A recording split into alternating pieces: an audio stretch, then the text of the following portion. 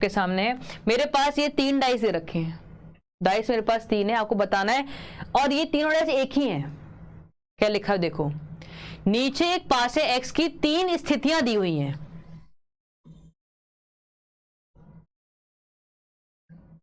यानी कि एक ही डाइस को 3 बार फेंका गया है, ठीक है। पासे पर 1 से लेकर f तक अंकित है।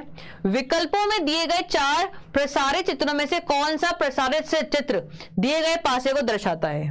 यानी कि क्वेश्चन क्या बोल रहा है कि ये तीनों पासे एक ही हैं, केवल अलग अलग एंगल से हम देख रहे हैं।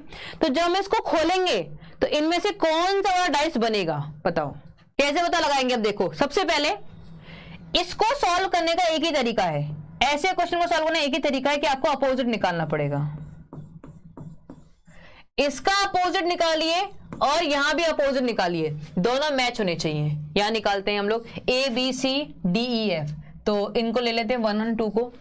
1 और 2 को जब हम लेंगे तो कॉमन क्या है आपका, कॉमन है आपका सी, सी कॉमन है, तो सी बी ए, सी डी और ई। इसके अकॉर्डिंग ए और ई आमने सामने, बी और डी आमने सामने, और सी के सामने क्या हो जाएगा जो फिगर में नहीं है, एफ।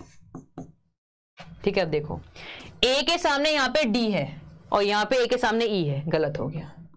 ए के सामने सी है, यहां ए के सामने ई है, गलत। यहां ए के सामने ई है, ठीक है। बी के सामने डी है, वो भी ठीक है, और सी के सामने एफ है, ये भी सही है, ये ठीक है। यहां पे ए के सामने ई है, यहां पे ए के सामने ई है, बी के सामने एफ है, लेकिन यहां बी के सामने डी है, ये भी गलत हो गया। तो ऑप्शन नंबर सी काम करेगा। समझ में आया ऑप्शन नंबर सी कैसे काम करेगा। देखिए, मैंने आपको एक ही डाइस को अलग अलग खोल के सिखाया कैसे कैसे क्वेश्चन खुल सकता है और कैसे कैसे आपसे क्वेश्चन पूछ सकता है। एक ओपन, एक क्लोज, एक ओपन, एक क्लोज, एक बंद, एक खुला, कैसे भी, मतलब किसी तरीके के मिक्स एंड मैच से क्वेश्चन आपके बन सकता है।